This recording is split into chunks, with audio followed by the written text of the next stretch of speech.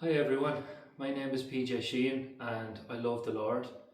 I made this YouTube channel a couple of years back and I had no real direction of what I wanted to use the channel for. Just lately I've been releasing some music, some Christian music, and I've been uploading it to this channel, and I feel the Lord is asking me to use this channel as a platform to bring Him glory and to bring other people close to God. And I just want to share my experiences that I've had with God in my life, because I had some testimonies done out, but I feel this story needs to be spoken out, and I just want you all to kind of get to know me better. Thanks so much for all the subscribers that I have, and for anyone that's new to the channel, welcome. As I said, my name is Sheehan. I love the Lord, and I've always believed in God. Ever since I was a child, I believed that there was a God. But my childhood experiences with the Lord was going to Mass every Sunday with my nanny, and that's about as far as it went. And as time went on, I started drifting away from the idea of God, and I went through my school years, done my junior cert, done my leaving cert, met a girl at the time, and the thoughts of God just kind of went out of my mind. And after my leaving cert, I moved to Cork with a girl, and I stayed with her in Cork for about 2 years. But in that 2 years, I fell into some heavy drug addiction and lost myself as a person. And I was in that place, in that dark place in my life for that 2 years, and the relationship broke. And for about 9 months after that, I was just heartbroken, and I was in a mess. I was in a shell of myself. But at the end of that relationship, my dad said to me that he was going to a prayer meeting in Tipperary. He was attending a prayer meeting every week, and he asked me if I'd like to tag along. And I said, yeah, sure, I will. Of course I will. And it was a Catholic prayer meeting at the time. They were saying rosaries and stuff. And I said, look, I'm just going to go in. I'm going to join the prayer meeting, say my rosaries, and just take part in it. And I remember in that time, I was attending that prayer meeting every Wednesday. And I probably after the second or third Wednesday, I just felt this overwhelming peace come over me. Like this love that I can't even explain. It was just, I could feel it in my heart. I could feel that the Lord's presence was with me. And I remember I was attending every week, and I was drawn closer to the Lord, and I fell in love with the Lord then and there so strong that I even wanted to become a priest. And I said to my dad, I want to become a priest. This is all I want to do. And I was overwhelmed by the whole thing, and I was invited to go up to Maynooth Priest College to see what it was all about, see if it was something I really wanted to do. And I did. I went up and I spent the night in Maynooth College, spoke to all the priests there. They told me what it would entail. It was like a 4-year course and all of that, and I was all for it. And I remember after going through it, I came home, and they gave me some time to think about it. And after about a couple of weeks, I just said to myself, you know something? I got a phone call from one of the priests in the college, and he said to me, we haven't accepted you to attend Maynooth, but there is a position for you to go to America. And I said, okay. And they said, we can put you on a plane, we can get you over to America, but you'll be serving your time over there. You'll have to leave your family and friends, and you have to go in this direction. And I remember thinking, this is not something that I want to do. This is not something that I want to do. I didn't feel it in my heart. It was the right thing to do. So I turned it down. And I thought in that moment that I was turning my head away from God, turning my whole life away from God. That's what I felt at that moment. But that was the decision I made, and I didn't want to do it, and that was it. But then after turning that down, I met a girl, and we started a new relationship, and I was with the girl for 7 years. And at that time of my life, I felt the right thing to do was to propose.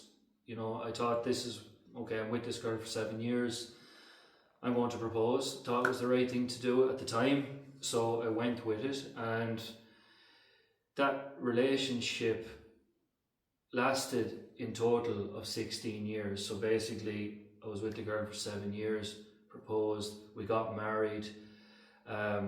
she's a lovely girl. We had a really nice relationship, but after the marriage, things felt like it was kind of going downhill, and kind of we were growing apart as people, because she was going in one direction, and then suddenly I felt this overwhelming love for the Lord come back into my heart and soul. And she was going one direction and I wanted to go full on for the Lord again. This is how I felt in my life. And we were drifting apart as people. And I remember I was working for a bus company in Kilkenny, and what I was doing on my breaks is I was parking the bus up on the hard shoulder, and I was going into the church, and I was saying my prayers and lighting candles and just trying to draw close to God in the way that I knew how at the time. And I was just, I remember being on fire for the Lord. And one day I was driving the bus, it was empty, and I was heading for a place called Cashel, and the bus was empty. It was a beautiful sunny day. And I remember in my mind, I didn't even pray this out loud, in my mind I said, God, if you are real, and I know you're real, but I said, if you are real, please show me a sign that you are real. I'm just so worn out by the religious thing, like the mass and everything else. And I remember just feeling like I needed a sign from God to show me that he was real. And that's all I said in my mind. And I continued driving the bus, and that was it for about 3 days, 4 days later. I was driving the same bus on the same shift, and I drove down to Cashel on this night, and it was about 7:30 in the night, and I had a half an hour break, turned off the bus, didn't leave any of the lights on or anything, just turned off the bus. And then around 5 to 8, turned back on the bus, and the bus wouldn't start. And I was like, okay, turned on the master switch, turned on the master switch, turned it back on, bus wouldn't start. So I said, right, okay, what's going on here? So I rang my boss and I said, this bus has been driving fine all day, but it's now not working. She asked me, did I leave the lights on? I said, no, I didn't. So she said, look, we don't know what's going on, but I can get someone down to you, but it's going to be about an hour and a half. So I said, yeah, that's fine, no problem. So then in the meantime, these two men were walking up on the footpath towards me. And I remember I had some rosary beads hanging out of the mirror. And the two men stopped at the bus, and one man looked in at me. He said, are you okay? You broken down? I said, yeah, the bus was driving fine all day, but it broke down. I don't know what's wrong with it. I said, I didn't leave any lights on. And he said, did you try praying to get the bus started? And I said, no, you're grand. I said, I didn't, but don't worry about it. I said, there's someone on the way down to collect me anyway. And then he said, you're the man we're supposed to speak to today. He said, God told me to tell you that he is real, that he loves you, and that he's with you every day. And I was like, what is going on here? You know, I remember looking down at him saying, he's like, you look shocked. And I said, yeah, I asked God 3 days ago to show me a sign that he was real. And here you are telling me this. He was like, yeah, God will stop a bus to reach someone if he wants. And that was like the first moment in my life where I realized, wow, God is real, like in a more personal sense. Like he's actually listening to me. He's actually listening to what I'm saying. And it blew my mind. And he was like, you know, explaining to me about Jesus, that, you know, that he mightn't have had blue eyes and long hair as the pictures describe him to be. And I was like, right. And he was like, the rosary beads as well, you don't have to use them to reach the Lord. You can actually talk to him directly. You can have a relationship with him. You can talk to him like a normal person. And I was so enthralled by this. I was like, right, okay, wow. And he was like, do you go to church? I said, I do. I go to mass and stuff. He said, I want to introduce you to a church that's in Kilkenny. That's where you're from. And he said, we'll go from there. And that was it. And the church was in Kilkenny. It was like a prefab in Kilkenny. And I showed up there, and it was the most amazing experience in my life, because instead of, say, go to a church and sitting down in a pew like what I knew, this was like they were in there, they were clapping their hands, they were raising their hands, the word of God was on a projector screen, and it was just so beautiful. I remember going in just feeling the presence of God so strong, and the people were there reading their Bibles, and it felt like such a family, such a love for God I felt in that place. And I was attending that church for a couple of weeks, and I remember saying to myself, yeah, but like, what if it was all just made up? What if that man just came up on the street and just said that, and you know, the way your mind would be playing tricks on you. And then I said, maybe it was just all in my head. Maybe the Lord is not in this at all. Maybe it's just a coincidence. So I prayed to the Lord one more time. And I said, God, I know what you've done for me. I believe what you've done for me. But is there any chance you'd show me one more sign? Show me a sign that this is actually where you want me to be? And honestly, the next Sunday I was in church and there was a pastor speaking in the church that he was drafted in that day to speak. And I remember sitting at the back of the church with my head down. Church was full. And in the middle of the service, this man who was supposed to be preaching walked straight in, walked up to the top of the altar, and he said, I don't know what this is, but I have to just say it. Someone in here has just asked the Lord, are they meant to be here? And are they in the right place? And whoever that is, I just want to say that the Lord tells you, yes, this is where you're meant to be. And wow, could you imagine? I was just absolutely mind blown. I said, okay, God, I won't ask you anymore. This is where I'm meant to be. So I was in that church for a few years, and obviously a relationship then at the time with this girl fell so south that we ended up getting a divorce. And I remember feeling the guilt of that, you know, knowing what the Lord feels about that. And I was just so riddled with guilt, like, oh no, the one thing I didn't want to do, I didn't want to be getting involved with someone and getting married and having a divorce, and the Lord doesn't condone that. I was just so riddled with guilt and everything else, but it had to happen. We grew apart as people, and I remember just seeking out for advice from my brothers and sisters. I felt so much guilt that I left the church, that church I was in at the time, and I was just I didn't know what to do or where to go. As a person, I was just like, right, okay, this is after happening. And I remember I was driving a bus again this day, and I remember just breaking down in tears. I was literally distraught. I remember I went down, it was one of those 60-seater buses, and I went down to where the steps was, where the toilet is, and I just fell down and I just broke down to the Lord. I said, Lord, I'm sorry for this. I'm sorry for the way my life has turned out. I'm after letting you down as a person, and please, Jesus, fix my life. Please come into my life. Please fix my life. Fix all this mess that's after happening and everything else. I just literally cried out to the Lord.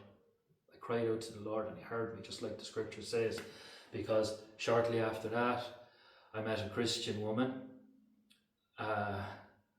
It's just amazing how this whole thing's after coming about, but met a Christian lady who's had a relationship with the Lord all her life, and immediately, like, we were in a relationship. It was all happened so fast that I proposed to her almost immediately, and to everyone else they were kind of maybe saying, oh, it's too fast, and oh, he was this and that, but I just felt it was right, and I wanted to honour God as much as possible. I proposed to her. It was the right thing to do.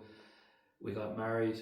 We have a beautiful baby boy, and we named him Jacob. And my life with her has been great. We've been attending church every week. It's a different church, but we've been attending church every week. We've been keeping close to the Lord. We've been praying, and we've been just serving the Lord in our own way. And the reason I'm sharing this is because, like, when you do cry out to the Lord does listen to you. He really does listen to you. He cares. The very hairs in your head are numbered. He cares about what's going on in your life, and he will. He won't promise to sort everything out in your life, but he'll promise to be in the storms of your life. And it's just amazing when you cry out to the Lord, the things that can happen. And just one more experience that I want to share with you. My family's generations of music has been in my family for generations, basically. And all my life I've been so shy and reserved. I would not sing a note in front of anyone, even though I picked up guitar when I was 12. And I could sing. I knew I could sing, but I was so shy and reserved to sing. And I just wouldn't. And my father's been singing for like 50 years and all that, and he was asking me to come up and sing with him, and I just wouldn't. But two good friends of mine lived in Care, and I met into them when I was evangelizing with the church one day. And I remember while I was doing that, I was asking the Lord what I was doing on the bus. I was buying Bibles online, and I was handing the Bibles out to people. This is what I was doing. This was like my little way of serving the Lord. And I remember saying to the Lord one day, I said, Lord, I can't afford to keep buying the Bibles like I've been doing, but if this is something you want me to continue to do, would you please provide a way for me to get some free Bibles? This is what I prayed to the Lord one day. And then out evangelising one day, I meet this lovely gentleman named Declan, and we were just chatting away, and then he said, by the way, he said, do you know anyone that might want some free Bibles? And I was like, what? And he's like, yeah, I know a man that's looking to get Bibles into the hands of someone who wants to hand them out. And I told him, I said, I've literally asked the Lord for some free Bibles. And he said, well, there's like 10,000 of them there going. And I was just like, oh, this is just amazing. So that was the Lord's confirmation to me that he does want me to continue, and he was providing for me a way to do this. And that very same man, Declan, was singing worship music one day in Clonmel. And he rang me and he asked me, he said, do you want to come and tag along on singing some worship? I said, I will tag along, but I'm not singing. And he said, no, that's no problem, just tag along and we'll have some fun. So I went up and he was singing the worship music, and his wife Molly was handing out tracks, and I was handing out tracks, and I was kind of praying over people, you know, in the background. But he asked me to sing and I said I wouldn't, and I got so nervous that my dad was working in the same town, so I headed off early to get my dad to come back and meet Declan, because I know my dad likes singing. And I went off to get my dad and brought him back, introduced him to Declan, and he said, oh, your son says that you've been singing for years. And my dad started singing, and then my dad turned to me and said, now it's your turn. I said, no, I'm not singing. So my dad put his arm around me and he brought me up to the microphone. He said, look, I'm here with you, just sing something. Come on, I'm with you, just sing something. And Declan had this songbook in front of him, and I remember just opening a random page, and the song was No Longer a Slave to Fear. And I was like, wow, you know, no longer a slave to fear. And I knew that song, and I looked up to the sky and I said, okay, God, I'm going to try sing this for you. And I did, and Declan started playing, and I just started singing, and the very minute I started singing, all the chains of fear just hit the floor, and I felt free, and I sang my heart out that day to the Lord, and the whole world opened up to me that day that I never thought possible. I could now sing. The fear had been removed from me, and myself and my dad went on to play in nursing homes and gigs all around the country, and I got to experience, you know, a crowd singing back to me and all. It was just, and we're still doing it, but it was just, I'm amazed to be locked in chains of fear for so long and to be completely set free, and on the other end of the scale where I'm like not afraid to sing in front of anyone now. And then I went on to release No Longer Slaves in a studio that the Lord also provided for me, and I was just like, just been going from grace to grace. And so it took a long time for me to make a video like this. I don't like public speaking, I get anxiety from it, but the Lord wanted me to do this, and the Lord told me the sharing of testimonies is so powerful, and we need to talk more about it. What the Lord has done for people needs to be shared more. And that's what I want to use this channel for. Not just for music, not just for worship covers, but for testimonies, and for other people to share their testimonies on this channel. So that's what you're going to get on this channel. But I'm going to leave it at that, guys. Thank you so much for listening to me ramble on. I love you loads. May the Lord bless you and keep you. May his face shine upon you and be gracious to you and bring you peace. And I'll see you in the next one. Love you guys. Thanks so much. Bye bye.